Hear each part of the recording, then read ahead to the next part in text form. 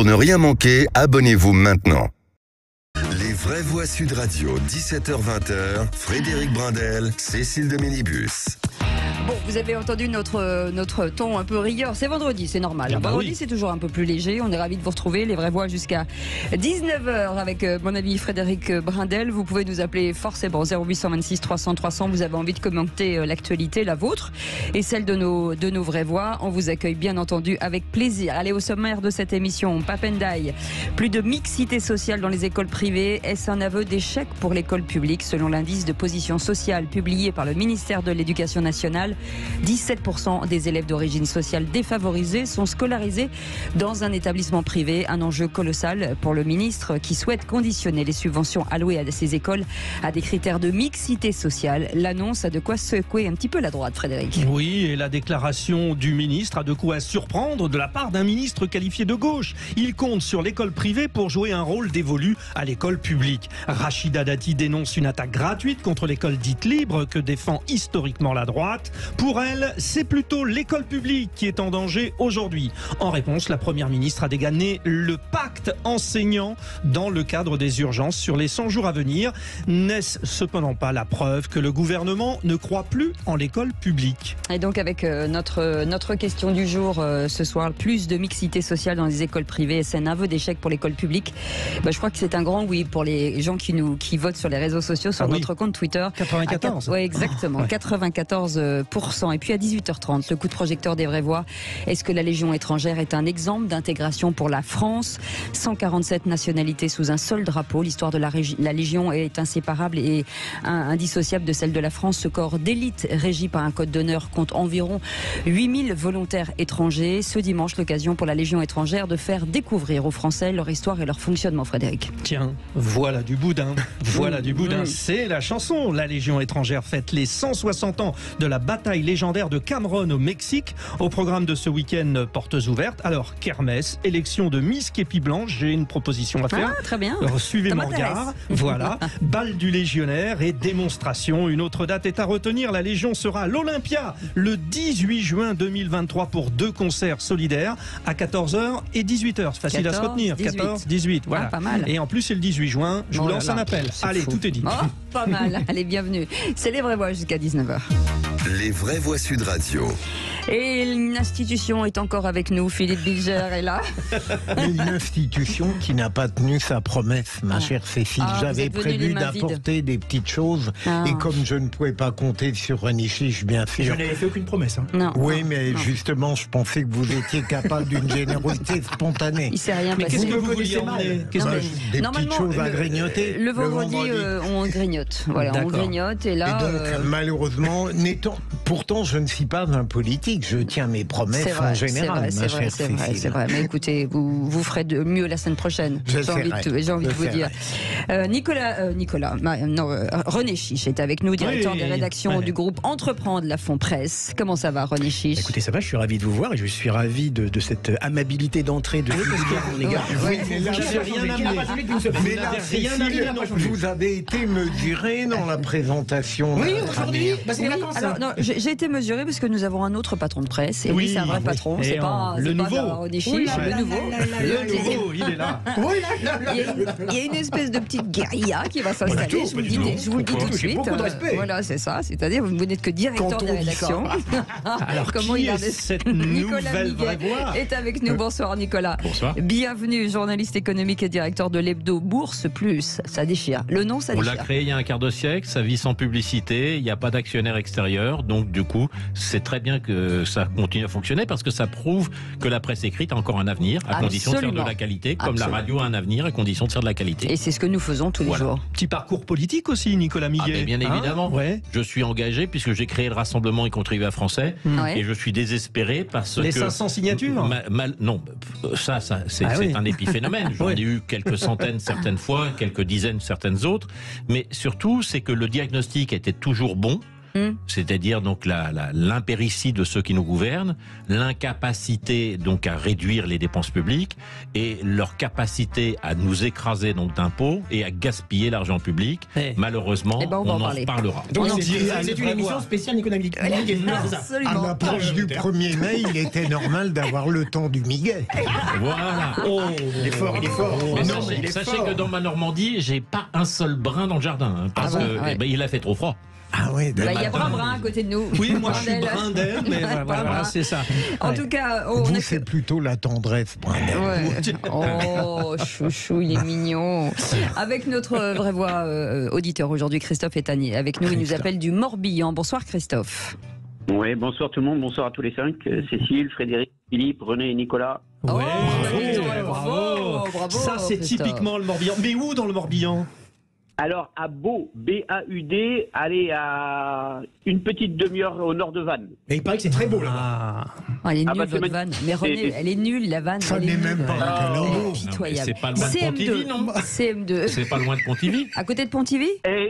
Et parfait, exactement, à un quart d'heure de Pontivy. Quand on a fait toute la France par des dîners débats, on connaît un peu. C'est ça, on connaît la géographie. Avant, on disait que c'était le pays du cyclisme, mais Vannes, ils sont tellement forts en rugby qu'on dit aussi que c'est le rugby. C'est une ville sympa où il y a un très beau salon du livre. Patrick Mahé. Ouais. Absolument. Et on rit beaucoup à Vannes. Et encore meilleur.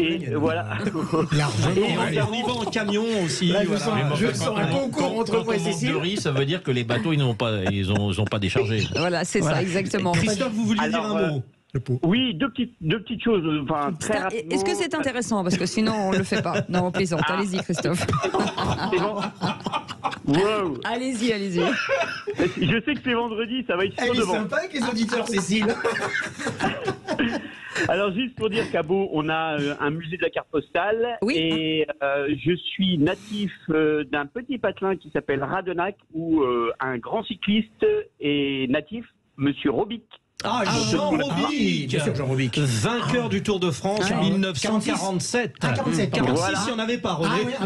Ça aurait pu, hein. Non, Voilà. exactement. Ouais. Voilà, 47, j'ai pas le Ah là là, on est parti entre cyclistes, là, le Brindel. Biquet, c'était Biquet, bien sûr. Biquet, ouais. Biquet. Et une dernière... Oui, et il y a Allez, une une face à dernière face chose. entre Bobet et Robic, bien Allez-y, sûr, entre Christophe. Bretons. Voilà. Et une dernière chose, ce soir, concernant les sujets, je me suis amusé, concernant les sujets pour lesquels on va débattre, je me suis amusé à poser les questions à notre ami ChatGPT. Ah oui, Et je vais vous en parler. et on va C'est avoir les intéressant. réponses, c'est intéressant, c'est ouais. très intéressant, ça c'est malin, ça c'est malin, ça c'est Voilà. les Bretons, ça c'est ça. Notre chanson du jour, allez, c'est pour faire plaisir à Philippe Bilger. Comme toi, Elle est belle. Ah, c'est beau ça. Ah, c'est un peu une déclaration, un peu mélancolique, mais si beau. ouais. Voilà, c'était pour vous une petite c'est déclaration d'amour pour nous. Mais il n'y a rien de spécial pour lui. Non, c'est j'espère. juste, c'est gratuit, c'est Non. cadeau, mais c'est comme ça nous vraiment fait plaisir. adorable. Voilà, c'est Parce ça. qu'elle allait au village, à l'école d'en face, elle, et paraît-il, c'était une école publique. Voilà, c'est ça. Voilà. Allez. Ah oui, là, Allez, on va en bienvenue. parler. On va en parler. Bienvenue dans Les Vraies Voix. Tout de suite, le réquisitoire du procureur. Les vraies voix Sud Radio, le réquisitoire du procureur, Philippe Bilger. Vous voulez requérir contre ceux qui disent que rien n'a changé en politique, alors que le président a décidé de ne pas aller demain sur le terrain pour saluer les équipes. Ça reste encore Je crois que à c'est finaliser. sûr, non. Pratiquement. Allez-y, cher procureur. Oui, parce que j'entends lors de nos soirées tellement agréables des personnalités très remarquables, à chaque fois qu'on aborde un sujet politique, au nom de leur expérience, elles disent volontiers « mais c'était pareil avant ». Alors que je crois que profondément, les présidences de la République et je dirais les vies politiques antérieures n'ont rien à voir avec celles d'Emmanuel Macron et de la vie d'aujourd'hui. Et je prenais cet exemple qui peut apparaître dérisoire, voire anodin, le fait que pour la première fois, un président de la République, malgré un impressionnant service d'ordre demain soir, n'ira pas saluer les deux équipes suivies par les entraîneurs de celle-ci.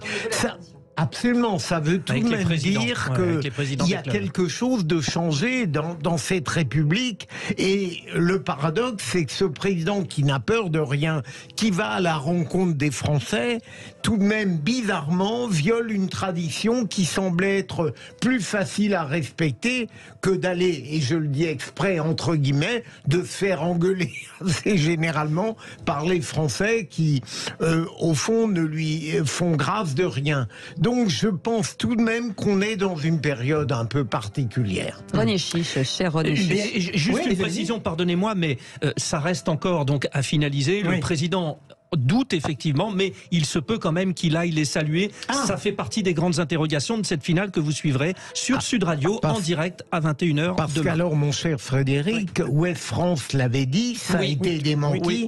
Et puis ce matin, il semblait qu'il n'irait pas, mais tant mieux s'il y va. On verra. Ça reste en suspens, mais de fait de se poser la question, c'est déjà un problème. J'aurais trouvé bien qu'il y aille.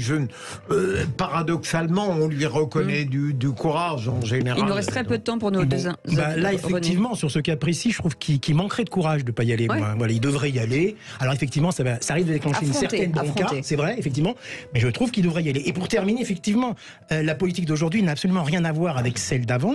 Même sa présidence à lui est totalement différente des autres, à la fois par son âge, sa façon dont il accède au pouvoir, etc. Aussi, il est confronté, il faut bien le reconnaître par rapport aux autres présidents, à la puissance et la violence des réseaux sociaux, ce que n'avaient pas nos autres présidents. Donc tout ça change beaucoup de choses pour cette présidence. En tout cas, pas si fortement que ça. Pas si puissamment que ça. C'était le début des réseaux sociaux. Là, pour le coup, voilà, c'est ça. Nicolas Miguet. Vous savez, le général de Gaulle, il allait dans tous les matchs de Coupe de France. On était en pleine guerre d'Algérie. C'était pas un pays qui était modéré à l'époque. Je me permets de vous rappeler qu'il a fait l'objet de plusieurs attentats physiques. Il avait des balles qui ont sifflé autour de ses oreilles à plusieurs reprises. Et pour autant, il s'est jamais défaussé. Le vrai problème, c'est pas donc d'aller se faire engueuler en direct dans une sorte de provocation avec des casserolades et autre chose. Le vrai problème est de peut-être éviter qu'il y ait un moment dans un pays des démagogues qui arrivent au pouvoir et qui prennent que des mesures démagogiques. La une du quotidien Les Échos de ce matin, c'était de dire qu'on songeait à faire des baisses d'impôts. Mais attendez, on se moque de qui ? Je dirais que les impôts les plus historiquement hauts de l'histoire de France, c'était en 2022. Et bien sûr, 2023 va percuter encore le record.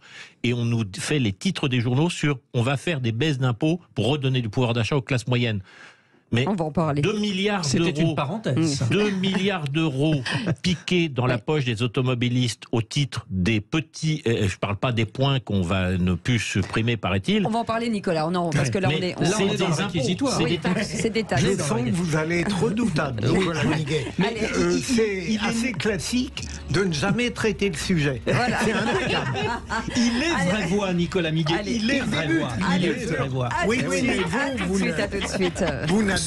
Les vraies voix Sud Radio, 17h-20h, Frédéric Brindel, Cécile de Minibus. Merci de nous être fidèles. C'est vendredi. On espère que vous allez partir en week-end, 3 jours en tout cas. Qu'est-ce que vous en savez si on est fidèle? On ne sait pas. Non, mais vous, je sais que non. Ah bon, d'accord. Je suppose que les autres le sont. Avec nous pour commenter l'actualité aujourd'hui. Vous êtes joueur aujourd'hui. C'est un vagabond masculin, Frédéric.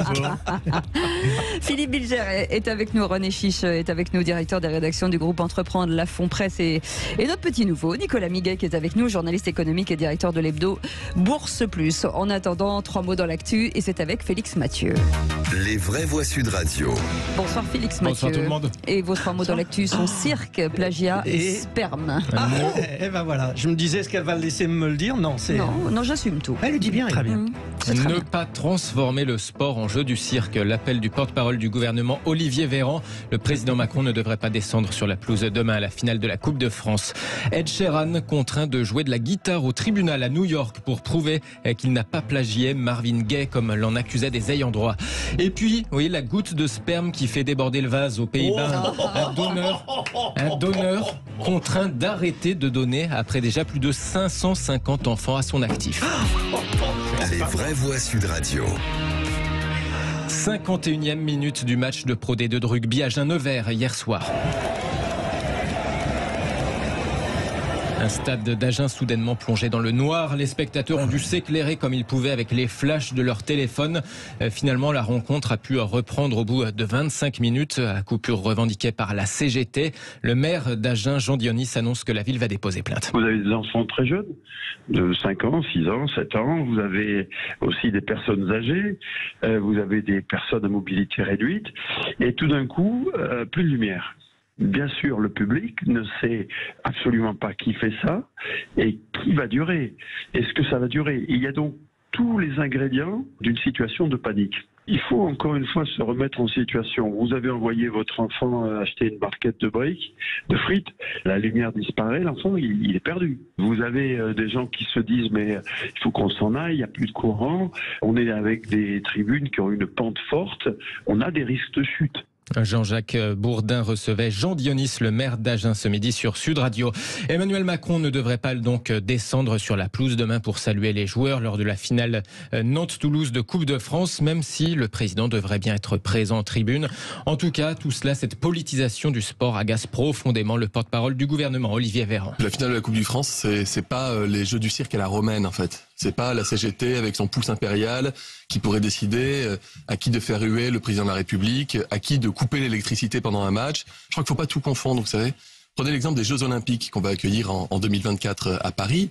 Les Jeux Olympiques, ils ont été aussi pensés pour être un moment de trêve. C'est un moment pendant lequel on ne fait pas de politique. C'est un moment où on se rassemble, où on célèbre, où on encourage, on fête les choses. Et il y a des moments où on peut manifester, se mobiliser. Et il y a d'autres moments où on peut juste ensemble être fiers avec un sentiment de fierté nationale. C'est la finale de la Coupe de France de football. Olivier Véran, invité ce matin de nos confrères de BFM TV. Une réaction, Philippe Bilger, déjà sur la CGT, sur Oui, absolument, et qui pouvait penser que la contestation politique, d'une certaine manière, s'arrêterait aux portes du sport. Et deuxième élément, c'est l'impressionnant service d'ordre et l'attitude elle-même hésitante du président qui crée aussi une forme de problème. Mais est-ce que c'est la CGT qui coupe l'électricité ? Moi, je respecte les luttes sociales, l'opposition, mais là, c'est du sadisme pur, avec les dangers évoqués par le maire d'Agen. Il a tout à fait raison. Nicolas Miguet. Si on commençait déjà par regarder un petit peu dans les comptes donc des syndicats et comment ils sont financés, comment ils détournent l'argent de la formation notamment, comment les dirigeants syndicaux sont conduits, par exemple, par des chauffeurs qui sont des emplois fictifs payés par telle ou telle mairie. Ah, ça, c'est vous qui le dites. Non, mais ça a été jugé. Il y a des histoires de la ville de Paris dans le passé. Mais sur le sujet du fait de couper l'électricité. Mais c'est une prise en otage. Oui. C'est une prise en otage totale de la population par des gens qui ont des privilèges. Vous savez quel est le prix de l'électricité payée, quel que soit le nombre d'appartements, même s'ils ne l'occupent pas, même s'ils sont en location, même s'ils en tirent des revenus. Tout agent d'EDF bénéficie, s'il prend l'abonnement à son nom, d'un tarif, mais c'est rien du tout, c'est 2% ou 3% de ce que vous payez vous. C'est pas normal que ces gens privilégiés prennent en otage la population. Et les mettent en danger. Et rappelons que d'un hôpital qui a été arrêté l'autre jour. Oui, c'est vrai, vous avez raison. Et Nicolas, d'un cas particulier, on ne peut pas faire une généralité, bien sûr, concernant les syndicats. René Chiche. Oui, parce que déjà, l'expression prise en otage, j'aime pas ça, moi. Cette expression, elle est tellement... elle est beaucoup utilisée. Oui, mais j'aime pas du tout qu'on l'utilise comme ça. En ce qui concerne les privilèges des syndicats ou des gens d'EDF, ça fait partie de leur contrat. Ils ont droit à quelques privilèges, certes. Par contre, attention, c'est absolument scandaleux ce qui s'est passé à Agen et qui se risque de se passer dans d'autres endroits. Je veux dire, les gens, les syndiqués d'EDF, etc., n'ont absolument pas le droit de faire ça. Ça peut même créer des graves problèmes dans plein de domaines, même au niveau médical, au niveau enfant, comme on l'a dit, au niveau des commerces. Donc c'est absolument inacceptable. En plus, il faut quand même savoir que ces syndiqués d'EDF qui coupent le courant ont donc aussi les données privées des gens. Donc ça peut être aussi une intrusion dans la vie privée des gens, puisque quand ils veulent, par exemple, couper l'électricité à certains élus, etc., dire qu'ils ont accès aux données privées. Donc c'est aussi quand même un abus de pouvoir, c'est incroyable. Mais bien sûr, je suis d'accord avec vous sur le fait que ce soit inacceptable. Par contre, tout ce qui est privilégié, tout, on peut en débattre, Nicolas. On pourrait quand même demander des comptes aux syndicats sur leurs comptes. Parce que le financement des syndicats, c'est tout sauf quelque chose de transparent. La vie politique en France a été moralisée en partie par des enquêtes et par un certain nombre de procès. Ce travail n'a jamais été fait pour les syndicats. C'est tout ce que je voulais rappeler. Bon, voilà, d'accord.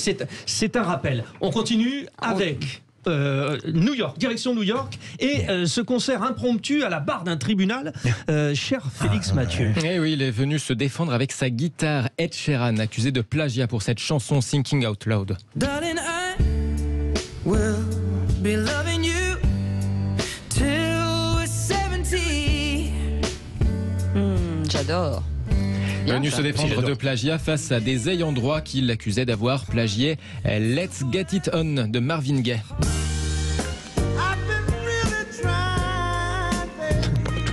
Quand même. C'est un ton en dessous déjà. Mais c'est les mêmes notes, mais c'est un ton en dessous. Oui, une progression d'accords similaires selon l'accusation. Alors le Britannique est venu avec sa guitare jouer au prétoire pour prouver que selon lui les accords de Marvin Gaye ne fonctionnaient pas avec sa chanson. En tout cas, un YouTuber, Rick Bito, a monté une alternance des deux œuvres pour voir ce que lui reprochait l'accusation. Écoutez bien. Baby,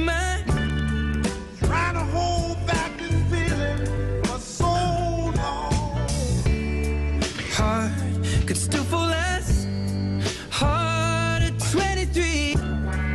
And if you feel like I feel. Alors l'audience. La deuxième voix est géniale.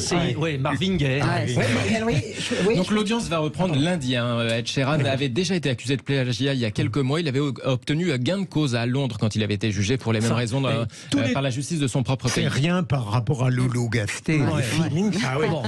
Tous les tubes des années 60, c'est Do, La, Fa, Sol, l'Anatole, et c'est tous pareil. Allez, on termine par l'histoire de ce serial géniteur aux Pays-Bas. Il se promenait dans toutes les cliniques ou presque du pays pour donner son sperme. Résultat, il aurait 550 à 600 enfants à son actif dans le pays. C'est une association de parents qui l'a traîné en référé devant la justice en constatant qu'il continuait à chercher de futurs parents sur les réseaux sociaux. Il leur rassurait ne pas donner plus de 25 fois son sperme conformément à la législation. Le but, c'est aussi d'éviter que les enfants issus du don de gamètes ne passent leur temps à redouter des risques de consanguinité dans leur vie amoureuse plus tard, une fois adultes.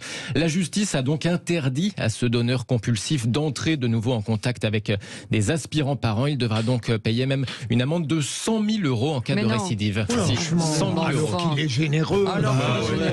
Alors qu'il a des relations sexuelles, lui, il a de la chance. Merci beaucoup, Félix Mathieu. Donnez, Dieu vous le rendra. Voilà. C'est ça. Vous restez avec nous dans quelques instants. Le grand débat du jour, on reviendra sur la déclaration de Pap Ndiaye. Plus de mixité sociale dans les écoles privées. C'est un aveu d'échec pour l'école publique. On en débat dans quelques instants avec les vraies voix et avec vous 0826 300 300. Bienvenue à tous. On est ensemble jusqu'à 19h. Les vraies voix Sud Radio, 17h-20h, Frédéric Brindel, Cécile de Minibus. Des blagues, des calembours, des vannes, bien entendu, mais il y a aussi un peu de fond. Je vous assure qu'il y a du fond. Philippe Bilger est avec nous, René Chiche est avec nous, directeur des rédactions du groupe Entreprendre la Fond Presse, et Nicolas Miguet est avec nous, journaliste économique et directeur de l'hebdo Bourse Plus. Et vous, au 0826 300 300, bien entendu, vous allez pouvoir commenter cette actualité. Ça tombe bien, c'est le grand débat du jour. Les vraies voix Sud Radio, le grand débat du jour. Et renforcer la mixité sociale et scolaire, c'est l'engagement pris par Pap Ndiaye. Son arrivée au ministère à l'Éducation nationale, les établissements privés sous contrat financés aux 3/4 par l'État sont dans le viseur du ministre qui compte les impliquer dans ce projet. Pour les défenseurs de l'école privée, le gouvernement fait fausse route. Écoutez ce qu'a dit Rachida Dati. Vous savez, l'école privée, elle fait de l'inclusion et elle fait de la mixité depuis toujours. Et elle ne fait pas une sélection par l'argent. J'en suis issue. Et je veux vous dire, j'invite Pap Ndiaye à aller en Seine-Saint-Denis rencontrer les écoles privées qui font beaucoup dans la mixité, dans l'inclusion et dans l'excellence. Il ferait mieux de réduire les inégalités dans l'école publique. L'école publique est en danger aujourd'hui. D'ailleurs, les enseignants vous le disent eux-mêmes. Et dans certains endroits, il faudrait avoir des méthodes d'apprentissage différenciées. Il faut avoir des équipes d'enseignants volontaires, formés et beaucoup mieux payés. Si vous voulez, évidemment, non seulement réduire ces inégalités, faire accéder tous les enfants de France à l'excellence. Et vous l'avez compris, la droite est vent debout face à cette attaque du ministre à l'encontre de l'école privée. Le président des LR, Éric Ciotti, dénonce une idéologie égalitariste qui ne peut qu'abîmer l'école. Je cite, fin de citation. Plus généralement, cette déclaration de Pap Ndiaye n'est-elle pas contradictoire avec l'idée même de l'école privée ? N'est-ce pas tout simplement un aveu d'impuissance de l'école publique qui serait incapable de régler la question de la mixité sociale ? Entre-temps, la première ministre a annoncé un pacte enseignant et des mesures de sauvetage qui ne séduisent pas les enseignants du public. Nous en parlons avec eux justement, Cécile. Absolument, avec Pierre Prioret qui est avec nous, secrétaire général du SNES FSU de l'Académie de Toulouse. Bonsoir. Bienvenue sur Sud Radio. Bonsoir, merci de votre invitation. Avec grand plaisir. Avant de revenir vers vous, on va parler à nos vraies voix ce soir. Philippe Bilger, forcément, de l'école publique face à l'école privée. Absolument. Quel que soit le regard qu'on porte sur le ministre de l'Éducation nationale, et il peut être très contrasté, je crois qu'on n'entend jamais dire du bien. Et il est évident que l'école publique se porte mal, et je ressens cette étrange dérive détournement de la part du ministre, ça a été dit, tout simplement pour faire oublier en réalité à quel point sa mission essentielle est en train de tourner, si vous m'autorisez cette expression un peu vulgaire, en eau de boudin. Je crois que s'occuper de l'école privée aujourd'hui, c'est au fond une diversion qui cherche à persuader le citoyen que l'école publique n'appelle plus les efforts que pourtant elle doit susciter.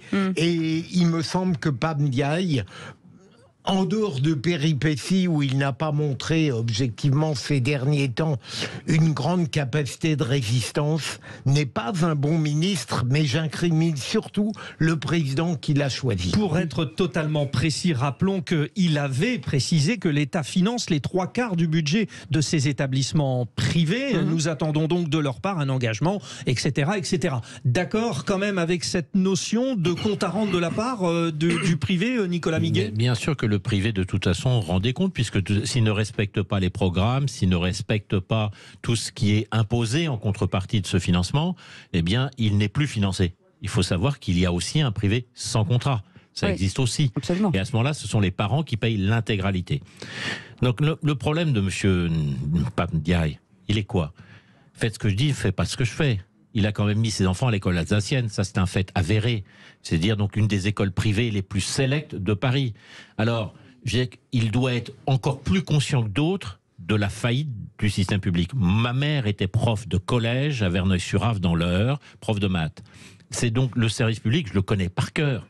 J'ai toujours fait mes bancs donc de l'école, lycée et collège et école primaire sur l'école publique. Une école publique, elle a fonctionné. Elle a bien fonctionné. Aujourd'hui, on dépense... Aujourd'hui, elle ne fonctionne plus? Elle ne fonctionne plus parce qu'on dépense trop d'argent. Et on met trop de paperasse. Et on les dépense mal. C'est comme dans l'hôpital public. L'hôpital public, aujourd'hui, quand vous regardez par rapport à l'Allemagne, on a 3 fois plus de paperasse dans l'hôpital public français qu'en Allemagne. Donc, du coup, le personnel soignant se retrouve complètement submergé par la paperasse. Eh bien, dans l'enseignement, c'est un peu la même chose.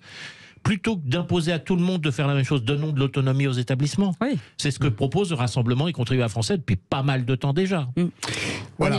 Moi, j'ai l'impression que Pape Ndiaye veut un petit peu masquer son jeu, parce qu'en fait, j'ai l'impression qu'il veut transférer le problème de la mixité sociale, en fait, derrière, en fait, ce qui est finalement les problèmes de niveau scolaire. Vous voyez ?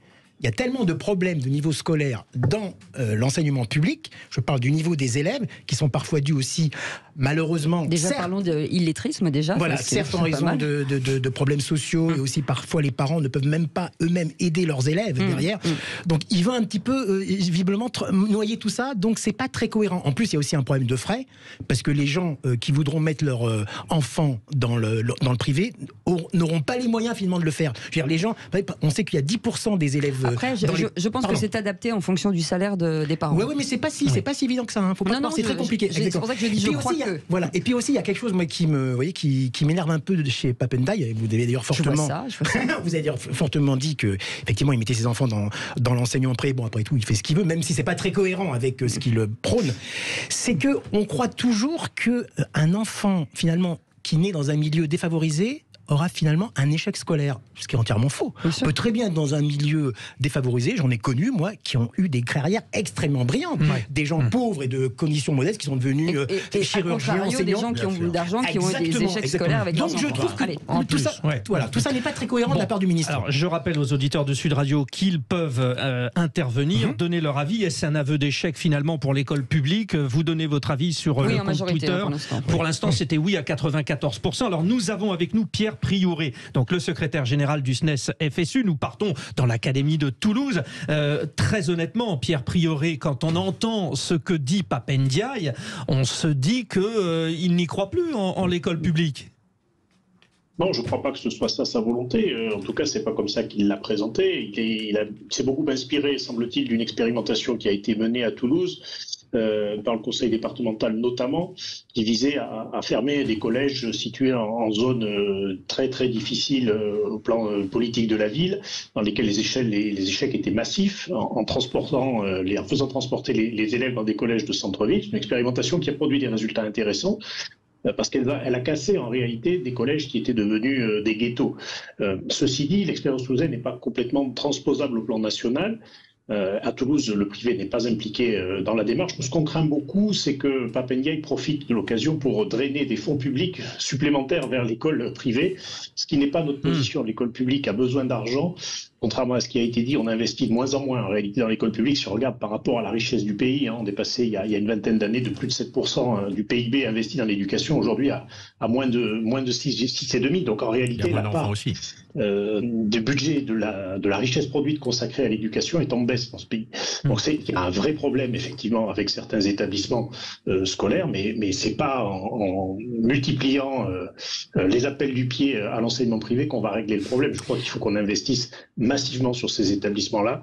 Il y a des choses à faire probablement, mais ça mobilisera effectivement des moyens que pour l'instant le ministère n'accorde pas. J'en profite pour dire au passage que sur l'expérimentation toulousaine, le rectorat de Toulouse a au passage quand même récupéré au moins les moyens administratifs, puisqu'il y a un collège, même 2 collèges qui ont été fermés. Donc on a récupéré de l'argent public pour le mettre ailleurs dans le public. C'est pas comme ça qu'il faut procéder de notre point de vue. Si vous permettez, avant de donner la parole à Philippe Bilger, il y a Jérôme qui s'adresse à vous, Nicolas, et qui dit effectivement l'école alsacienne va être ouverte à tous, point d'interrogation. Donc je ne crois pas, et il dit je ne crois pas. Et Clavy nous dit c'est bien la première fois ce n'est pas la première fois que les enfants sont obligés de se rendre dans le privé pour leur permettre de poursuivre leur études. C'est bien dommage, l'insécurité, le dérapage, enfin voilà. Question Philippe Bilger. Justement, Pierre Priouré, je ne fais pas de mon expérience un universel, mais autour de moi, dans mon environnement et parmi des gens parfois très modestes, j'entends un vrai désir de l'école privée. Des gens se saignent aux 4 veines pour mettre leurs enfants dans l'école privée. Est-ce que ça ne veut pas dire tout de même que l'école publique est structurellement décevante sur beaucoup de points qui importent aux parents? L'école privée, elle a une image. Son image, c'est de favoriser l'entre-soi social. Donc effectivement, pour un certain nombre de parents, ça peut être attirant d'avoir l'illusion que leur enfant sera quelque part préservé, protégé dans un milieu clos. Mais c'est pas la réalité de ce qui s'y passe, parce que d'abord, il y a des difficultés scolaires comme partout ailleurs, d'une part, et puis d'autre part, il y a aussi de la difficulté. Certains élèves toulousains transplantés en centre-ville en ont témoigné, dans l'expérience qui a été menée, de la difficulté à intégrer des cercles sociaux qui sont très fermés en réalité et qui ne sont pas du tout de leur univers. Donc c'est pas du tout la recette miracle n'est pas d'aller vers l'école privée. En tout cas, c'est pas ce que nous on pense. Encore une fois, on part pas à armes égales au départ, compte tenu de la sociologie quand même très différente, et c'est très net dans les indices de positionnement sociaux des parents entre l'école privée et l'école publique. L'école publique, elle est là pour proposer un entre-soi. C'est le contraire du projet républicain en réalité. Et René Chiche. Oui, moi je voudrais vous poser une question. Alors, est-ce que vous pouvez me répondre sans langue de bois?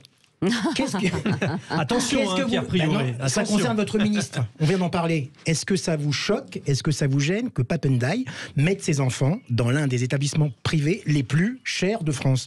Quelle est votre impression? Quelle est votre opinion? Bon, écoutez, mon opinion, c'est qu'il est ministre, et en tant que ministre, voilà, il a une politique à mener en termes éducatifs. On a des choses à dire sur la politique éducative qu'il mène. Ce qu'il fait dans sa vie privée, moi, ça ne m'intéresse pas. Je vous le dis très franchement, c'est pas mon sujet majeur. C'est pas parce que vous avez vos enfants dans telle ou telle école que vous mènerez une politique plus ou moins adaptée aux ambitions de votre ministère. C'est bien ce que je pensais, vous m'avez répondu avec de la langue de bois. Non, je trouve que Pierre Priouré a raison. arrêts à Pape Ndiaye, il peut tout à fait les mettre... Un ministre de l'Éducation doit quand même montrer l'exemple et montrer que ses enfants sont dans l'enseignement public. Excusez-moi, si ses enfants étaient déjà dans cette école, il ne va pas les sortir pour les mettre dans le public parce qu'il est ministre. Mais bon, Nicolas Méguer. Il y a un vrai problème quand même sur la dégradation. Oui, mais elle est nulle. D'accord. Non, je plaisante. Non, je ne veux pas généraliser. Mais vous êtes deux, vous la partagez. Vous l'avez fâché, notre René. Non, mais je vais quitter Nicolas. Notre ami Bilger dit qu'il ne faut pas généraliser, mais moi j'ai des exemples locaux chez moi en Normandie. Nous avons des collèges, que ce soit à Breteuil-sur-Iton, à Verneuil-sur-Avre ou ailleurs, qui sont en dégradation continue, avec des trafics de drogue, je dis bien au collège, avec du racket, avec de la violence répétée, avec des équipes... Ce qui existe aussi partout en France. Non, j'ai pas dit que ça n'existait pas non plus dans le privé. Oui, ça peut exister aussi dans le privé. Ne vous inquiétez pas là-dessus. Les gens... Bien sûr, les droits d'inscription ne sont pas très élevés puisque l'État paye les 3/4, comme on l'a rappelé, donc du budget. Mais les gens qui vont au collège, pour avoir un collège privé, il faut aller à Danville, il faut payer le quart scolaire qui, lui, n'est pas subventionné par le département puisque c'est un quart scolaire pour aller à un établissement privé. Ou alors à l'Aigle.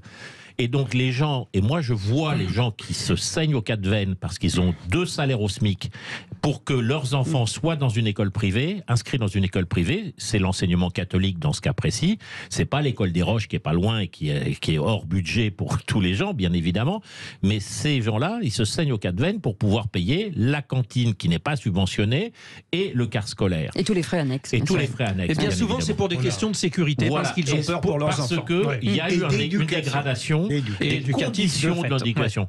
Et je parle même pas, et je crois qu'on a eu le mot tout à l'heure donc dans le débat, illettrisme. Oui. Quand vous avez des gens qui, à la fin de la 3e, ne savent pas écrire, ne savent pas lire le français. Vous avez raison. Et qui sont complètement dans des classes qui ne sont plus des classes de niveau. Moi, j'ai connu des classes de niveau quand j'étais enfant. Moi, j'ai 62 ans. On en parlait tous. Les CPN et bien, ça, si je peux me permettre, c'est un autre débat parce que la question de l'illettrisme, nous n'avons pas de mesure, à ma connaissance, des performances des élèves entre le public et le privé. Le ministère de l'Éducation nationale ne publie pas ces chiffres-là. Alors, vous en avez probablement pour votre entourage. Non, pas du tout. Je dis simplement que ce sont des impressions. Je n'ai pas connaissance de ces documents. Monsieur Prieuré, je n'accuse personne et surtout pas, mais je dis simplement qu'on a des cas, nous, où des classes entières sont plombées parce qu'on met des gens qui sont totalement illettrés et les enseignants sont obligés de se mettre au niveau compréhensible pour la plupart. Absolument. Et donc baissent le niveau à cause des gens qui sont totalement illettrés dans des classes de 3 au 0826 300 300 avec Christophe qui veut réagir. Je confirme que nos collègues font un effort d'adaptation au public qui est leur pour essayer de les amener le plus haut possible. Absolument. Christophe du Morbihan a une question. Voilà. Ok, Pierre. Alors Christophe, c'est à vous. Christophe du Morbihan, je le rappelle, qui est notre auditeur avec qui nous faisons l'émission. Merci. Voilà, donc je vous ai écouté.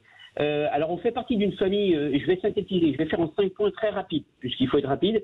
Voilà, nous aussi on s'est saigné, on a payé une très grande école à notre fils sur Paris. On a des petits moyens, on a emprunté, et notre fils est parti à l'étranger et nous a notifié « je ne reviendrai plus jamais en France ». Voilà, juste pour info. Mais on s'est saigné et, soit dit en passant, on a fait des emprunts et on est toujours en train de les payer. D'accord ? Voilà. 1. 2. Les établissements et la mixité sociale. Il faut quand même différencier, comme ce qui a été dit, la mixité sociale suivant les régions en France, parce que c'est tout à fait différent d'une région à une autre. Bien sûr, bien sûr. Et entre Paris, région parisienne, l'Est de la France, l'Ouest, etc., des régions X, Y, etc., bon, c'est la France. Et là encore, la difficulté d'analyse qui peut être faite. 3. Les parents d'élèves. Je pense que des associations de parents d'élèves, dans certains établissements, vont se dire ok, vous voulez faire de la mixité sociale, je dis ça, je dis rien. Vous voulez faire de la mixité dans l'établissement, nous on veut du haut niveau. Si vous faites trop de mixité sociale, nous on enlève notre élève de votre établissement. Ça c'est 2. Oui, 3, ça sera une espèce de négociation. Bon, on va peut-être demander la réaction. Bougez pas Christophe, parce qu'il nous reste 20 secondes. On voudrait la réaction de Pierre. La réalité, c'est qu'effectivement, il y a des choix qui sont opérés par les parents, mais moi, je constate qu'il y a des enfants qui réussissent très bien à l'école publique. Le tout, c'est qu'on y mette effectivement les moyens qui doivent lui revenir. Et heureusement, parce qu'il y a un débat quand même sur l'allocation de moyens publics à des structures privées qui, encore une fois, permettent à des familles de scolariser leurs enfants quelque part un peu en marge du reste de la société. Et c'est ça le problème, parce que le problème, la volonté principale de l'éducation dans ce pays, c'est d'arriver à faire société. Et que c'est pas un bon signal que d'avoir une société qui est dès le départ, j'allais dire, à deux vitesses ou à deux niveaux. Merci beaucoup Pierre Priorier d'avoir été avec nous, du secrétaire général du SNES FSU dans l'Académie de Toulouse. Merci beaucoup. Vous restez avec nous. Christophe, vous restez avec nous parce que dans un instant, il y a le Kikadi Show, le quiz de l'actu. Ça va jouer, ça va jouer. À tout de suite. Bienvenue chers amis, on est ravis de vous retrouver comme chaque soir et surtout à ce moment, ce pic de l'émission. C'est là que l'audience arrive. Le meilleur moment de l'émission. En termes d'audience, là, on fait fort. Là, alors on cartonne. Allez tout de suite le quiz de l'actu. Les vraies voix Sud Radio, le quiz de l'actu. Et je vous assure que le quiz de l'actu des VV, ça cartonne avec Philippe Bilger, avec Nicolas Miguet et avec René Chiche ce soir. Et puis Christophe qui est notre vraie voix du jour. Cher Christophe. Alors pression, hein, Christophe. Christophe, vous allez devoir choisir entre Philippe Bilger, entre Nicolas Miguet et entre René Chiche. Donc vous choisissez votre adversaire. Hein. C'est qui est votre adversaire ce soir. De fait, vous serez avec les deux autres. Donc mettez-vous bien avec ceux qui sont... voyez. Alors j'espère qu'il n'aura pas trop regardé l'actualité. Je vais être contre monsieur René Chiche. C'est pas son genre, il s'en fiche de l'actualité, René. René Chiche considéré comme le nul par Cécile de Minibus. Non. Mais on plaisante avec Cécile. La chanson du cinéma, c'est tout. J'ai pas dit que vous étiez nul. Vous êtes mon idole. Honnêtement, Cécile, je trouve vraiment que vous avez été dur avec René. Ah là là, je vais passer un week-end du 1er mai terrible. Mon cher Christophe. Oui, mon petit Chiche. Avec Miguel à table, vous avez déjà de moins de muguet. Je vous écoute, Christophe. Je vous demande, s'il vous plaît, juste une minute après, peut-être avant la fin de l'émission, j'aurai une question à Nicolas Miguet. Une minute. D'accord, ok, très bien. En 5 points ou pas? C'est pas le problème de la question, c'est de la réponse. On a peu de temps. Allez, on démarre le Kikadi. Attention, mesdames et messieurs, Kikadi, un match de foot, ce n'est pas les jeux du cirque à la romaine. Véran. Oui, bonne réponse de Philippe Bilger. J'allais le dire. Deux points pour Philippe Bilger. Et donc c'est le point pour Christophe. Voilà, exactement. Merci Philippe. Deuxième question. Ça va vite. Kikadi, sur la question de la mixité sociale dans les écoles privées, ne rallumons pas la guerre scolaire. Qui a dit ça? C'est pas Dati? Non. Pas Ciotti. Pas Ciotti. C'est un sénateur. Un sénateur. Larcher? Oui. Dès que c'est pondéré, c'est Larcher. Voilà. Philippe Bilger rayonne. Un slogan. Voilà. Philippe Bilger rayonne sur ce jeu. Non, mais j'ai de la chance. François de Gaulle n'est pas là. Merci, maître. Voilà, merci maître. C'est le maître du Kikadi.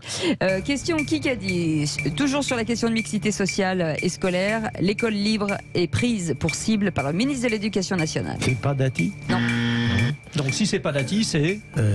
Ça finit pareil. C'est Ciotti, bonne réponse de Nicolas Miguet pour sa première dans les vraies voix. Deux points pour Nicolas Miguet contre Christophe. Je suis super bien associé ce soir. Non mais en fait, donc attendez, ça fait 2-4-6, ça fait 6-0 pour Christophe contre René. C'est contre mon René. Aujourd'hui, je suis nul. Quelque part, Cécile avait raison. Cécile avait raison. Allez. Attention, quatrième, qui a dit couper l'électricité ne remplit pas le frigo des Français? Attal. Non. Si ce n'est pas Attal, c'est... C'est le maire. C'est Binet. Bah oui, Macron. Non. Darmanin. Non. C'est un... Faites tout le gouvernement. Porte-parole là. C'est Véran. Nicolas Miguet.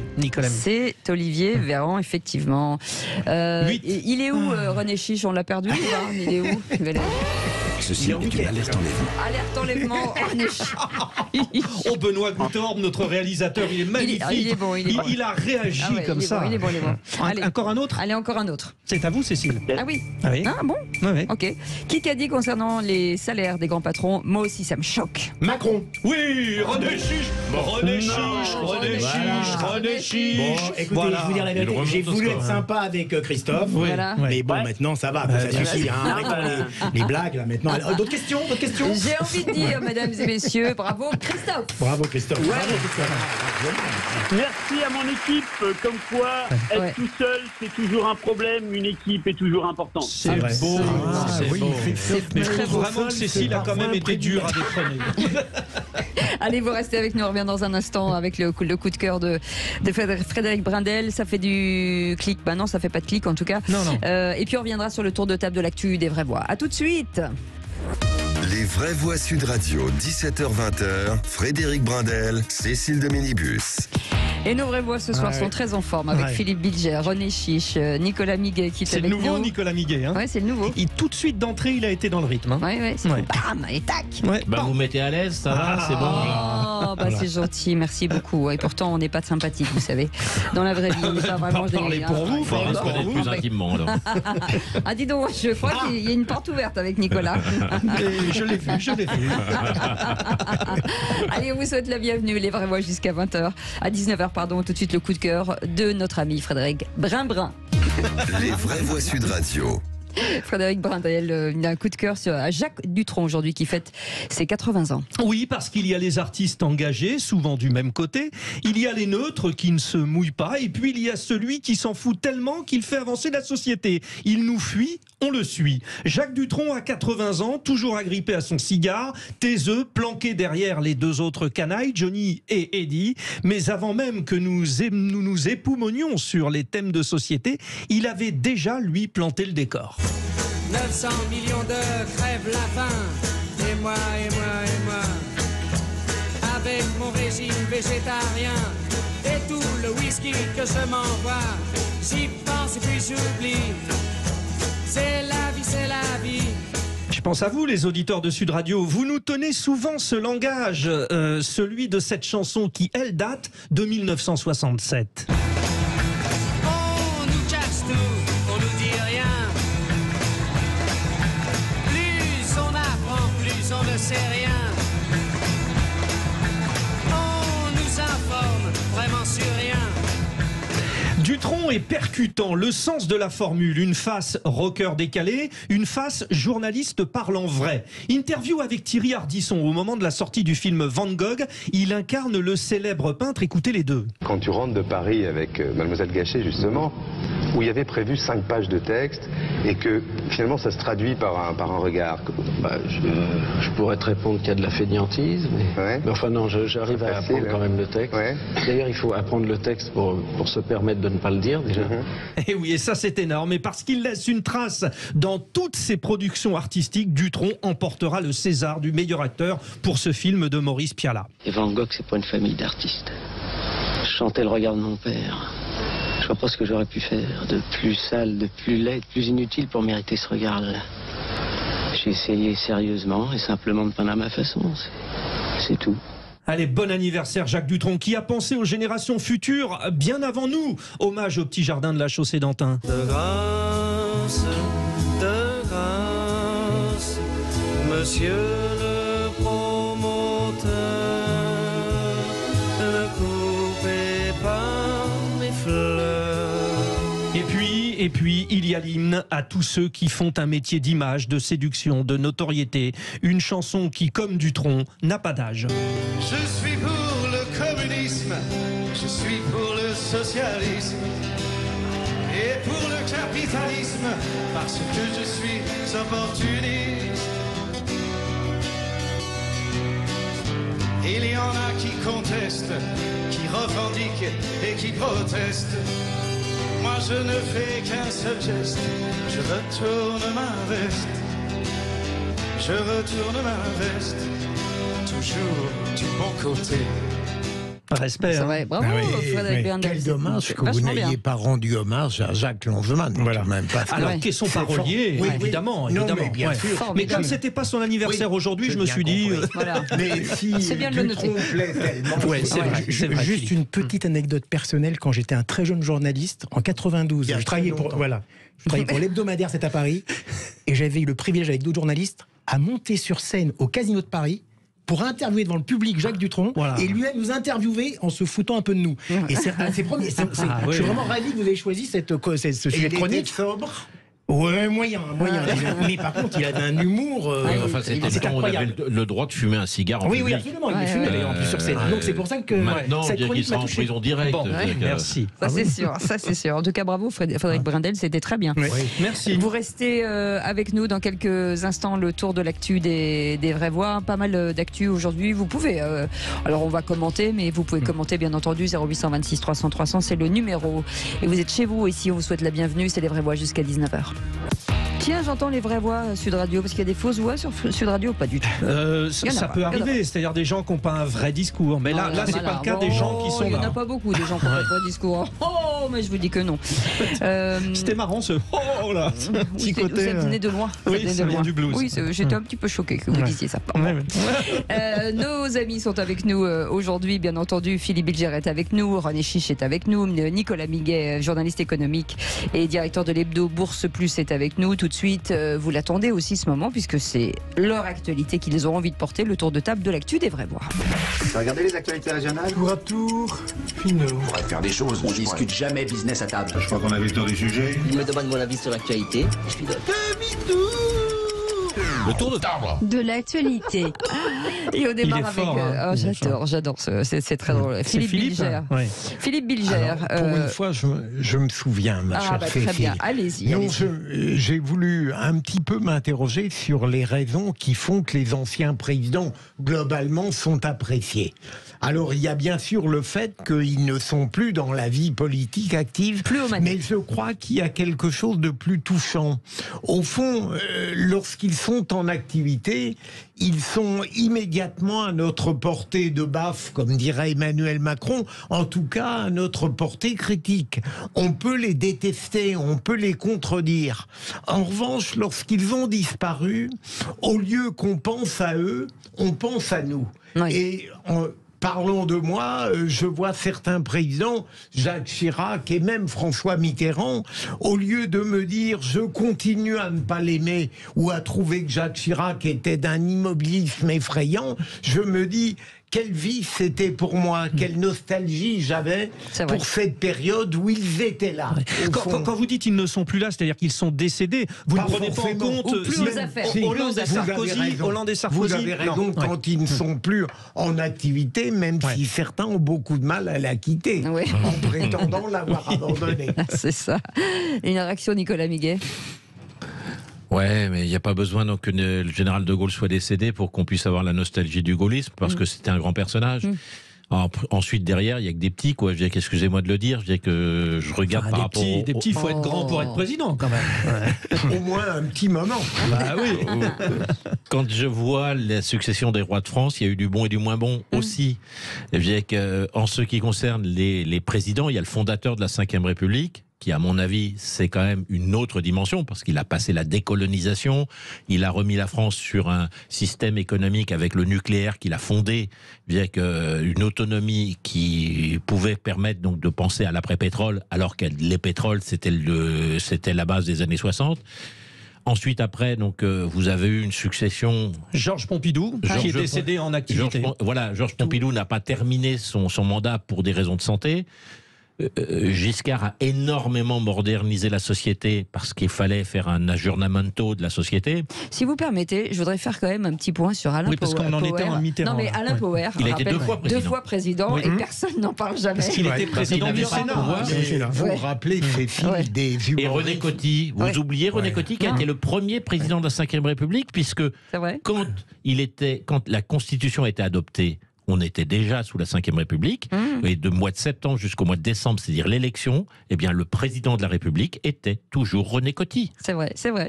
Il y avait Rambaud, Cécile, qui s'était amusé à écrire une tragédie sur Poher, pastiche, bien un petit bout par-ci, un petit bout par-là, ça finira bien par faire un septembre. Vous parlez de Patrick Rambaud. Alors, Patrick Rambaud, René Chiche. Non, mais attendez, les auditeurs ne sont pas au courant. Qui est Patrick Rambaud, d'ailleurs? Qui est Patrick Rambaud? C'était l'auteur écrit à une certaine époque, écrivait avec Burnier des pastiches éblouissants. mais décédé d'ailleurs. Marguerite Duras et autres, c'était remarquable. C'est pour ça que ma remarque était quand même pertinente. Mais René Chiche, un petit mot sur les présidents alors? Qu'est-ce que je vous dis sur les présidents? Est-ce que vous avez une nostalgie? Est-ce que finalement, non, mais moi je crois qu'on a quand même toujours la nostalgie des anciens présidents. Mais il y a même les nostalgiques de François Hollande. C'est ce que dit Philippe Bilger. Exactement. Figurez-vous que je suis allé un jour à un Leclerc et j'ai vu la queue devant François Hollande qui était en train de signer chez Leclerc. Et il y avait 150 personnes, réellement. Bien sûr. Réellement 150 personnes. Alors, ma question est de dire... Je leur ai posé la question en tant que journaliste. Je leur ai posé la question, mais pourquoi vous êtes... C'est la première fois que je peux côtoyer un ancien président. Mais oui, c'est normal. Et je l'ai vu à la télé. C'est le phénomène vu à la télé. Hollande était tous au fin d'imbécile. Tout à fait. Mais est-ce que nous sommes... La question est de dire, est-ce que nous sommes nostalgiques ou on a une petite émotion pour les anciens présidents parce que celui que nous avons ne nous plaît pas? Est-ce que ça crée quelque chose? Parce qu'à chaque fois, on a l'impression de dire, lui, il est pire qu'avant. À chaque fois, on a un autre président. Lui, il est pire qu'avant. Mais est-ce que c'est ça ou ça n'a rien à voir? C'est juste parce que... Rappelez-vous, Cécile, même dans la vie courante, dans la vie amoureuse, on dit le joli temps et le temps passé. Oui. Et au fond, je crois qu'il y a, vous l'avez très bien dit, oui, vous en avez eu combien, mon cher Frédéric? Écoutez, quelques-uns. 4-5, tout vous connaissez un proverbe normand, changement d'herbage réjouit le vieux. C'est ça. Très bien, ce qui veut dire, Nicolas Miguet? Eh bien, si vous voulez que votre veau soit heureux, eh bien, vous le mettez dans une herbe qui est plus verte, parce que c'est l'herbe d'à côté. Elle est toujours plus verte. L'herbe du champ d'à côté. C'est ça. C'est le principe de base. Vous passez d'un président à l'autre et celui que vous avez quitté, vous l'avez la nostalgie obligatoirement. Logique. Alors toujours plus vert, René Chiche. Oui. Il ne tape pas sur des bambous, il tape sur des casseroles. Il est numéro 1. Les casseroles. Allez-y, Philippe Laville. Non, moi c'est un peu... Vous avez des casseroles à nous vendre. Non, moi c'est un peu un coup de gueule parce que je trouve qu'aujourd'hui on est quand même extrêmement pessimiste, extrêmement négatif. On nous bassine du matin au soir. Les Français sont contre la réforme des retraites. Les Français sont contre Macron. Les Français vont bloquer la France. Les Français n'aiment pas travailler. Les Français n'aiment que les... Mais arrêtons, il y a quand même des points positifs aujourd'hui en France. Il y a cette expression, les Français, moi me gêne, c'est comme on dit, les jeunes, les femmes. J'en ai marre de cette globalisation sur... Ça, c'est insupportable. Les médias, non, il y a quelques médias, quelques journalistes, quelques hommes politiques. Je trouve que la France aime s'auto-flageller, vous voyez. Et je trouve que c'est la force aujourd'hui, c'est ce qu'on réussit. Là encore, c'est une généralisation. Je n'ai pas fini, monsieur Miguet. Monsieur Miguet, j'ai pas fini. Ne m'interrompez pas, monsieur Miguet. Monsieur Miguet, s'il vous plaît. Parce qu'il a été candidat au présidentiel. Merci, monsieur Brindel. Brun. Voilà. Non, je voulais juste dire aussi que, vous voyez, la force, justement, des syndicats durant ce conflit des réformes de retraite et aussi de la France insoumise, c'est d'avoir fait croire que tous les Français sont d'accord avec eux. C'est entièrement faux, il y a une majorité silencieuse. Et au nom de cette majorité silencieuse, je m'exprime. Vous voyez, je vais être le porte-parole de cette majorité silencieuse pour dire que non, il y a des choses positives qui se passent. Je pense que Nicolas Miguet sera un peu quand même d'accord avec moi. Vous êtes quand même dans l'entreprise, dans l'économie. Il y a des choses qui se passent. Le chômage baisse. Je n'ai pas fini, madame Ménimus. Et je terminerai. Ne m'interrompez pas, attendez, madame Ménimus, ne m'interrompez pas. C'est l'instant René Chiche. Après, j'ai fini. Je prenais mon souffle. Pardon, excusez-moi, je respire. Laissez-moi respirer. C'est très séduisant quand vous prenez votre souffle. Continuez, René Chiche. Et je J'aime bien, c'est le con qui a beaucoup insisté là-dessus. Je sais pas pourquoi. Voilà. Et je terminerai juste par dire, et j'en ai perdu le fil de ma réflexion hautement intelligente. Voilà, je voulais juste te dire justement que, par exemple, même la présidence Macron, on la critique, comme j'ai dit la semaine dernière, on le critique pour rien, pour tout, quoi qu'il dise, quoi qu'il fasse, quoi qu'il mange, il a quand même, je trouve, changé des choses, même dans l'expression démocratique durant ses mandats. Les conventions citoyennes, les grands débats, c'est des choses totalement nouvelles, qu'on aime ou qu'on n'aime pas, qu'on apprécie ou pas le résultat final. Mais je trouve qu'il a changé des choses. Et en termes économiques, il se passe des choses. Donc je trouve que la France, arrêtons de nous flageller. Et en plus, je trouve qu'il y a 35 millions d'actifs à peu près, je pense en France, à peu près 30-35 millions d'actifs, à peu près. Au travail, certainement moins. Bon, disons, allez, 20-25 millions, allez, même en 30 millions quand même avec eux. Eh bien, tous ces gens-là ne sont peut-être pas contre la réforme des retraites. On les interroge pas, ces gens-là. Merci. C'est la République des sondages, et j'en ai terminé, monsieur Brindel. Merci, monsieur le ministre. Monsieur le candidat. Il a eu du temps. J'ai pas beaucoup parlé sur les présidents. Vous n'aviez rien à dire. Non. Ce qui est intéressant, c'est que du coup, si on dit effectivement toutes les idées ont leur place sur Sud Radio, c'est exactement ce qui vient de se passer. En fait, René mais sérieusement, vous avez en grande partie raison. Et, on peut être critique de la politique d'Emmanuel Macron et même de sa personnalité, mais n'avoir pas cette espèce de plaisir un peu amer à dire que tout va mal. Exactement. Et à traiter le président, on l'avait déjà fait. Même si on sait que les Français sont un peu râleurs quand même. Oui, bien sûr, bien sûr. Après, c'est quand on dit les Français, voilà les trucs. Ça a été un grand moment, Frédéric. Merci beaucoup. Merci beaucoup. René était brillant. Nicolas aussi le sera.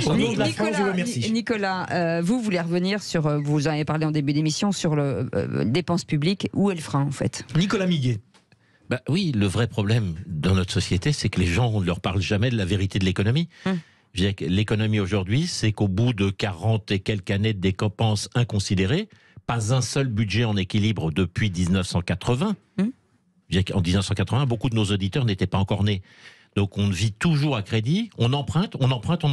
Sauf qu'on ne met pas dans les publicités pour Sofinco ou pour d'autres marques de crédit, eh bien on vous dit, un crédit vous engage et vous engage à le rembourser.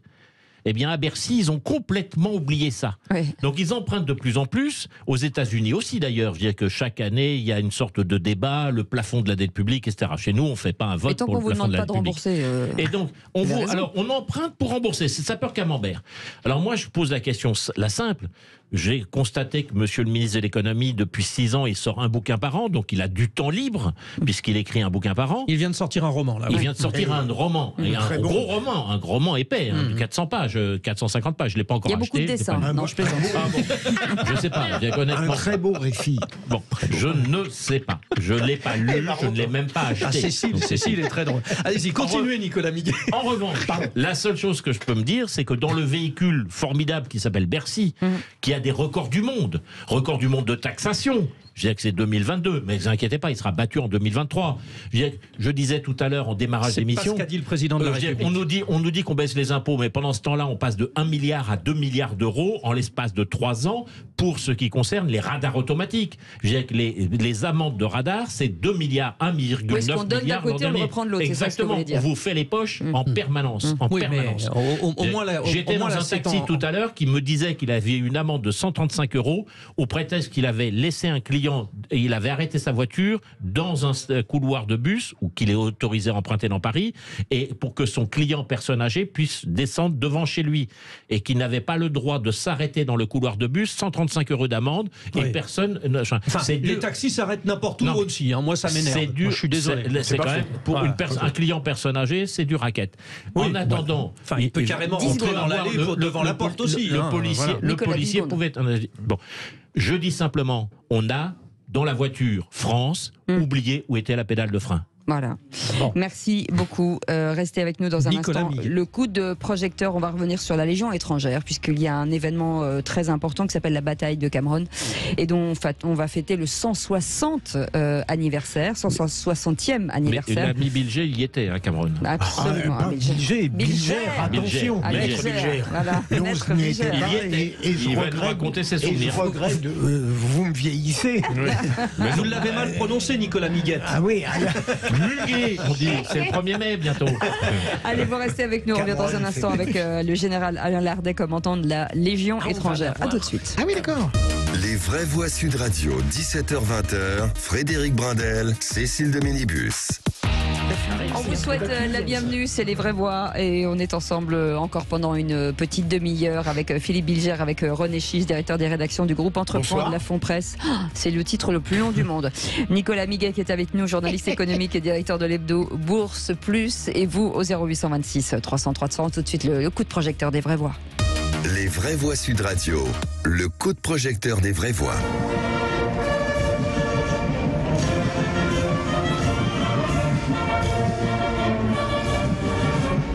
Tiens, voilà du boudin. Ah, exactement. Et pour rappel, ceux qui ne le sauraient pas, 147 nationalités sous un seul drapeau. L'histoire de la Légion étrangère est donc inséparable de celle de la France. Ce corps d'élite régi par un code d'honneur compte aux alentours de 9000 volontaires étrangers. Ce dimanche, l'occasion pour le deuxième régime pour la Légion étrangère de montrer ou de faire découvrir aux Français leur histoire et leur fonctionnement, Frédéric. Oui, vous avez entendu cette belle musique militaire et nous abordons un grand week-end de fête. La Légion étrangère célèbre les 160 ans de la célèbre bataille de Cameron, c'est au Mexique. Au programme de ce week-end, portes ouvertes. Alors nous avons une kermesse, l'élection de Miss Képi Blanc. Oui, Cécile, effectivement, c'est jouable. Vous pouvez donner mon nom. Bal du légionnaire et démonstration. Une autre date est à retenir et ça c'est très important puisque la Légion sera à l'Olympia le 18 juin prochain pour 2 concerts solidaires, un à 14h, un à 18h. 14-18, si vous n'étiez pas au début de l'émission avec nous, je vous la refais, il n'y a pas de mal à se faire du bien. Et donc c'est un spécial Légion étrangère avec une question que nous posons à nos auditeurs. Absolument, et on vous pose cette question ce soir, de vous demander si effectivement la Légion étrangère est un exemple d'intégration. Pour l'instant vous nous dites oui, en majorité à 72%. Et nous allons forcément accueillir le général Alain Lardet, commandant de la Légion étrangère. Général, bonsoir, merci d'être avec nous en direct sur Sud Radio. Bonsoir Cécile, bonsoir à vous tous dans le studio et puis bonsoir aux auditeurs de Sud Radio. Effectivement, nous sommes ici dans le hall relais. Voilà, prêts à poursuivre les préparatifs de la fête. Mon général, hein, c'est comme ça que l'on dit, hein, mon comme monsieur. Monsieur général. Mon général. Les femmes disent général. Bon, alors évidemment, beaucoup de questions autour de la table pour vous, mais juste quand même au sujet de ce week-end qui se précise, et peut-être de cette fête de Cameron, c'est un moment pour la Légion étrangère hyper symbolique. Ah, tout à fait. Tout à fait, nous fêtons le 160e anniversaire du combat de Cameron. Alors le combat de Cameron, c'est une petite quinzaine de légionnaires qui résistent face à combien? 2000 Mexicains? C'est une soixantaine de légionnaires. C'était une compagnie qui a reçu la mission parce qu'il y a eu un renseignement comme quoi un convoi qui devait monter pour un siège de Puebla, ce convoi allait être attaqué par de nombreux Mexicains. Et donc, le premier régiment étranger, c'était le seul régiment de la Légion étrangère à cette époque, a eu reçu pour mission d'aller au-devant de ces Mexicains de façon à permettre au convoi de passer. Et ça s'est exactement passé comme ça. Non seulement ils sont allés au-devant, ils sont tombés sur les 2000 Mexicains et ils ont dû résister pendant toute une journée de combat dans la soif, dans la chaleur, dans les combats à 60 contre 2000 pour pouvoir fixer ces Mexicains, et du coup le convoi est passé. Et on peut retenir plein de choses, mais je vous laisse un peu la parole, mais j'aurais beaucoup de choses à dire sur Cameron. Sacrée histoire. Oui, sacrée et il n'y histoire. avait pas d'armes automatiques à l'époque. Je vais revenir, on parlait de l'intégration à peu près entre 147 et 150 nationalités différentes dans la Légion étrangère. Pour ceux qui ne connaîtraient pas forcément, parce que c'est une grande muette quand même, la Légion étrangère, de dire comment ça se passe. Est-ce que ça veut dire que quand on arrive, la Légion étrangère accueille aujourd'hui toute personne qui a envie d'y rentrer? Il y a forcément, je le sais pour avoir travaillé avec la Légion étrangère sur un documentaire, mais comment ça se passe? Il arrive aux portes de la Légion et qu'est-ce qui se passe? Alors c'est une excellente question. En préambule, notre amalgame, cette intégration, comme vous dites, elle est gage de qualité opérationnelle. Vous imaginez 147 nationalités, des cultures différentes, des gens qui ne se connaissent pas, qui ont un passé très différent, qui arriveraient ensemble et d'un coup, il faut avoir une cohésion pour une troupe pour monter à l'assaut. C'est donc impératif pour nous, c'est même un enjeu de capacité opérationnelle. Donc on doit aller vite là-dessus. Comment ça se passe? Pour venir à la Légion étrangère, il faut venir en France métropolitaine et il faut se présenter dans plusieurs postes de recrutement et ils vont être amenés à Aubagne. Et là, il y a en effet plusieurs travaux d'enquête, plusieurs filtres qui vont se mettre en place. Et moi, je peux vous donner très rapidement les conditions pour être un légionnaire. La première condition, c'est être volontaire.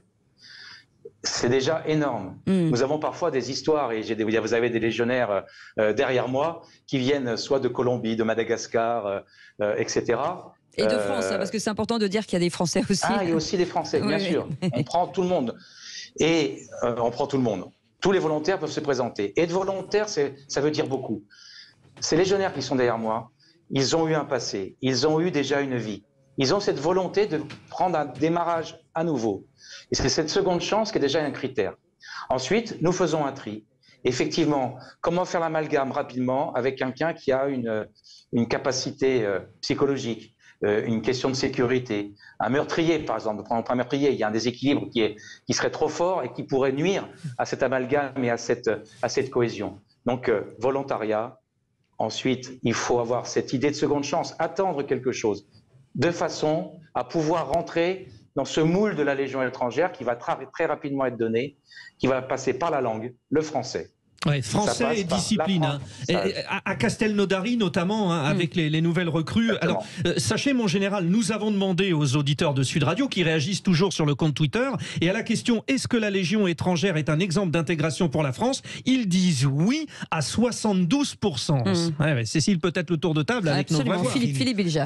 Mon général, à la suite de l'excellente question de Cécile sur l'intégration de ces gens, est-ce que ça veut dire qu'ils doivent adhérer tout de même à un certain nombre de valeurs et de principes. Je dirais la fidélité, éventuellement l'amitié, l'héroïsme, en souvenir par exemple de Cameron, à l'égard duquel El Alamo n'est presque rien. Est-ce que c'est un peu ça aussi, une sorte de socle moral qui doit les réunir ? Alors, vous avez raison, c'est la ligne directrice de tout ça, c'est le code d'honneur du légionnaire. Et le service avec honneur et fidélité. Effectivement, celui qui n'a pas cette disposition de volontariat et de vouloir se relever, d'avoir une seconde chance de redémarrer, s'il veut se remettre en retrait, ça ne marchera pas. Mais ils arrivent avec les qualités et défauts que l'on a tous. Et c'est bien le groupe, c'est bien le savoir-faire aussi de la Légion étrangère qui va les faire grimper, qui va les élever, en leur montrant que par l'exigence, une forte discipline, très forte discipline, et une très forte bienveillance, ça va ensemble, exigence et bienveillance. Avec ça, on vous remet un homme debout, et avec ça, on en fait un bon soldat, oui. Un bon légionnaire qui aime la Légion, sa patrie. Général, ce qui est important de dire aussi, c'est que ces 147 personnalités, en tout cas nationalités, se battent pour la France. Et c'est ça qui est important aussi. Ah ben c'est essentiel. La Légion a été créée en 1831 par une loi qui était des étrangers au service de la France, sous commandement français.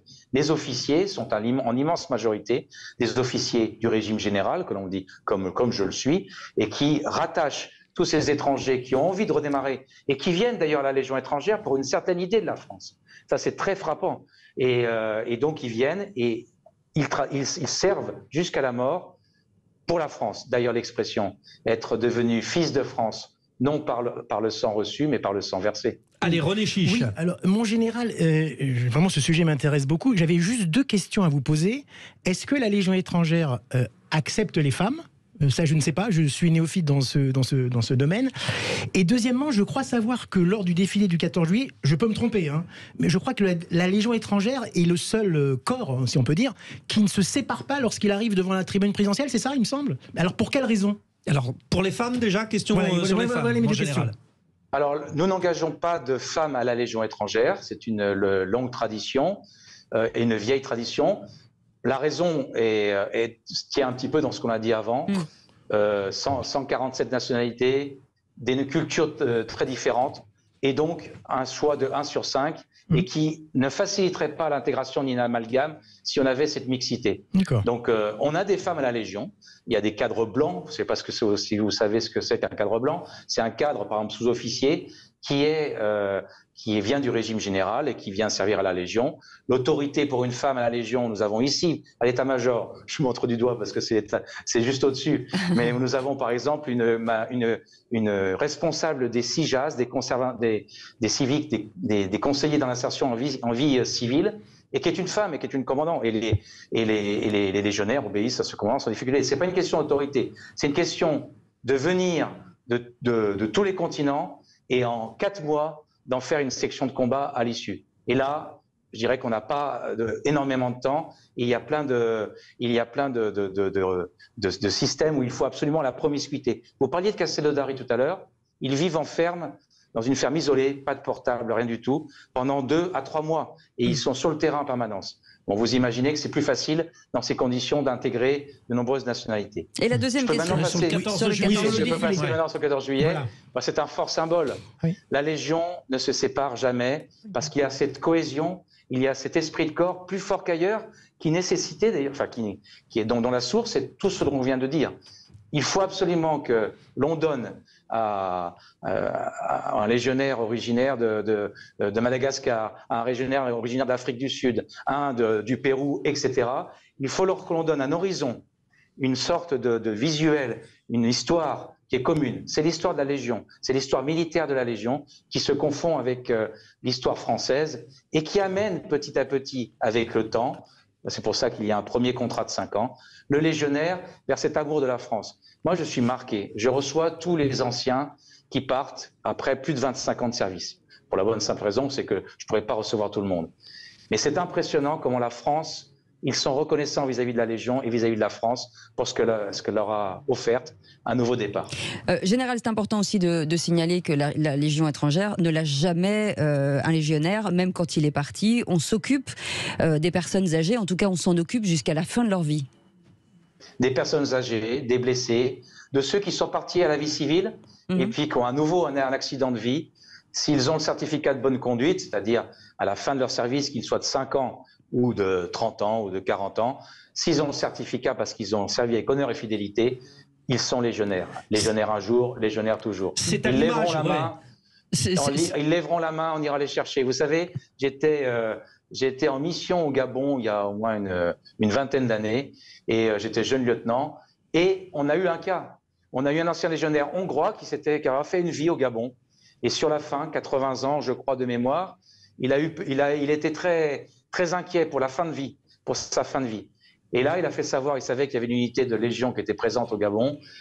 Il s'est fait savoir en disant « moi je veux pas finir ici, ramenez-moi ». On l'a ramené, il a rejoint notre maison à Puy-Loubier. Alors juste, c'est un peu l'idée du concert solidaire que vous allez donner le 18 juin prochain, à 14h et 18h à l'Olympia. Je voudrais juste qu'on écoute une des chansons qu'interprètent vos hommes et qui finalement résume tout ce qu'on vient de dire. Il y a des avocats, des médecins, des juges, des marquis, des roussins, d'anciens notaires.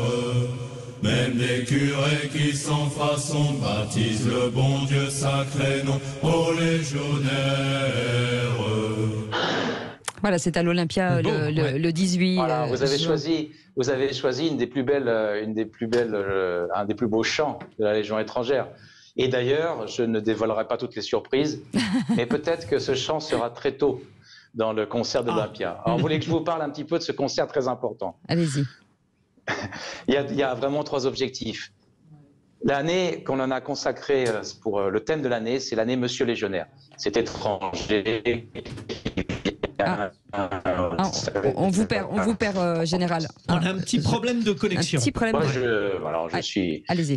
Vous m'entendez? Si, on vous entend. Oui, alors très bien. Je reprends. C'est l'année que l'on a choisie, c'est l'année de Monsieur Légionnaire, pour rendre hommage à cet étranger qui donne tout pour la France. Moi, je trouve ça très confondant.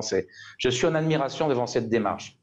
Et alors, je suis un peu jugé parti, c'est vrai, mais en tout cas, mon temps à la Légion est compté. Mais en tout cas, c'est sûr, c'est valorisant et c'est quelque chose qu'il faut mettre en valeur. Et je vais faire monter 500 légionnaires à Paris. Et il était normal que pour cette année de fête de Monsieur Légionnaire, on leur offre à Paris, parce que pour eux c'est mythique, Paris, c'est la sortie, c'est la dégageante comme ils disent, pour faire la fête, et qu'on leur dans une salle aussi mythique, qu'on leur offre un concert avec la musique à l'Olympia. Et un deuxième objectif également, c'est que j'ai parlé de la solidarité Légion qui s'exerce par des aides individuelles, des aides aux familles, des aides, par exemple, pour les familles ukrainiennes qu'on a pu accueillir il y a 1 an avec les événements que vous connaissez. Et tout cela, j'ai la responsabilité d'assurer la ressource ou la bonne gestion de père de famille de toute cette solidarité. Et donc, c'est un concert caritatif. Si vous achetez vos places, vous participez à la solidarité de la Légion étrangère. Une question de Nicolas Miguet. Alors, elle est presque... bonjour, mon général. La question est double. Combien il y a de légionnaires actuellement en activité? Et deuxième chose, est-ce que vous savez combien, depuis 1831, de légionnaires ont donné leur vie au service de la France? Alors, nous sommes actuellement 9000 et quelques, 9100 réalisés qui composent la Légion étrangère. Des légionnaires, il y en a à peu près 8500, puisque je vous ai parlé des officiers qui ne sont pas des militaires à titre étranger, c'est-à-dire qui n'ont pas statut, mais qui sont des officiers qui servent à la Légion étrangère. Et pour les sacrifices qui sont cumulés, on a plus de 40 000 légionnaires qui ont donné leur vie pour la France depuis 1831, avec des grosses périodes très meurtrières, comme la guerre d'Indochine, où plus de 10 000 sont tombés là-bas. Il y a une phrase d'ailleurs, une citation que vous mettez en avant, les légionnaires, c'est « Nous, étrangers, n'avons qu'une seule façon de prouver à la France notre gratitude pour l'accueil qu'elle nous a fait, c'est de mourir pour elle. » Écoutez, je vais vous raconter une histoire parce que c'est vécu et ça m'avait profondément ému. Je recevais, comme je vous le disais, un caporal-chef qui avait fait 25 ans de service et qui a été gravement blessé à Tombouctou assez récemment, dans une attaque du poste de Tombouctou. Et il s'avère qu'il a pris une balle dans l'œil qui a contourné la boîte crânienne. Bref, il a eu à peu près un an et demi de reconstruction. Il a repris un peu de service. Ses maux de tête faisaient qu'il a choisi de s'arrêter. Il est passé dans mon bureau pour me dire, il s'appelait caporal-chef Sink, il est passé dans mon bureau pour me dire au revoir et dire au revoir à la Légion, avec des mots magnifiques.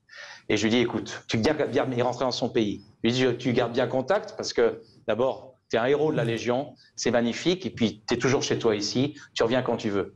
Il dit, merci mon général, il se lève. Et il me dit, mon général, de toute façon, si vous avez besoin de moi, vous me rappelez. Je suis prêt à perdre mon deuxième œil pour la Légion. Oh là, ouais, c'est beau. Et au début, je me suis replacé dans cette expression en disant, et moi je suis capable de dire ça, ça veut rien dire, je n'ai rien perdu. Mais lui, il savait ce que ça voulait dire de perdre un œil. Il savait la vie qui avait changé depuis sa blessure et depuis son combat à Tombouctou. Et quand il l'a dit, c'était pas une fanfaronnade, et ça m'a vraiment impressionné. Et je me dis qu'avec des hommes et des soldats comme ça, on va au bout du monde. Merci beaucoup, Général Alain Lardet, commandant de la Légion étrangère. Merci beaucoup d'avoir été avec nous. On rappelle ce concert à l'Olympia le 18 juin ouais. Pour 2 concerts solidaires hyper importants. On viendra nombreux et on vous refera de la pub, vous inquiétez pas, on en reparlera. Et pour les deux, on sait un à 14h, un à 18h, ça c'est très bien. Moi je fais celui de 14h, vous faites celui de 18h. Oui, j'y serai. Voilà. Donc nous serons là pour vous garder, Général, et pour nous occuper de vous. Vous restez avec nous dans un instant. Merci et saluez pour nous tous les logiciels, n'importe quoi, légionnaires de France. C'est un logiciel aussi. C'est l'émotion certainement. Vous restez avec nous, on fait une petite pause. On revient dans quelques instants. Merci Général. Bienvenue dans Les Vraies Voix. On a juste une discute de la Légion étrangère. Il y a tellement de choses à dire.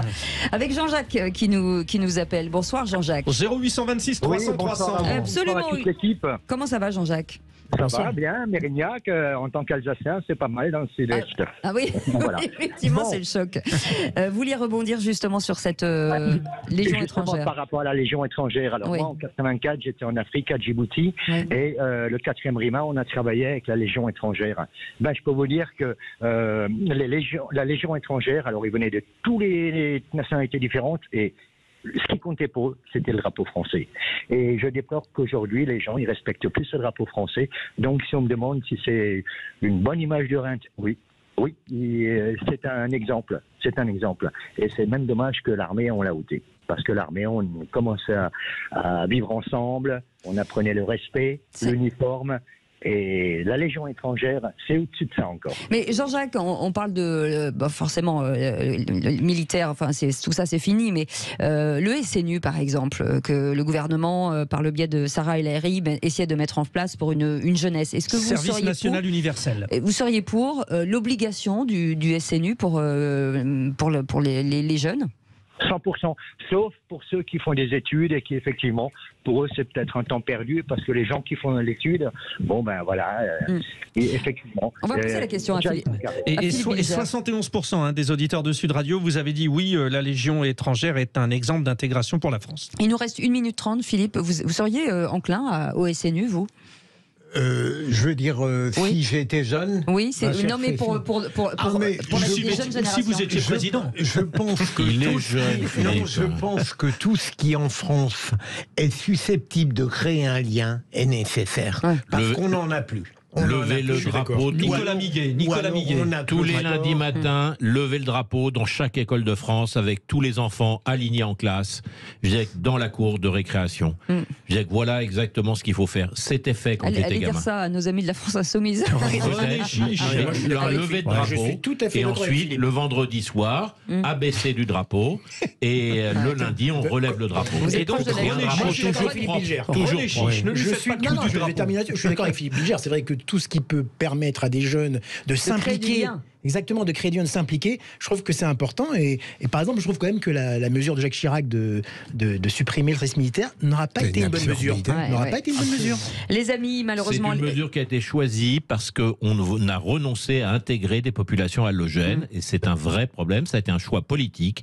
Car il y avait un problème avec le service militaire adapté au Dom-Tom. Et en France, on n'a pas voulu faire ça. Merci beaucoup, Nicolas Miguet, d'avoir été avec nous. Merci beaucoup, Philippe Bilger. Merci beaucoup, René Chiche. Merci beaucoup Cécile. Merci à vous de nous avoir appelés au 0826 300 300, d'avoir participé à l'émission. Merci beaucoup Frédéric Brindel. Sport dans un instant. Sport, absolument. Spécial Coupe de France de football Nantes-Toulouse. Vous savez que ça sera diffusé en direct samedi soir sur Sud Radio. Voilà. Et puis toute la journée de samedi en plus avec les supporters toulousains qui auront et le rugby et le football. Ils encourageront les équipes de Sud Radio. Grosse journée. Voilà. Et merci à notre équipe formidable. Encore une très belle semaine passée avec Benoît, avec Aurore, avec Justine, avec Aude et Frédéric. J'espère qu'on se retrouve très bientôt. Cécile, c'est toujours un plaisir. Vraiment, merci beaucoup. Et on vous retrouve lundi soir avec Philippe David. Passez un beau week-end. À tout de suite.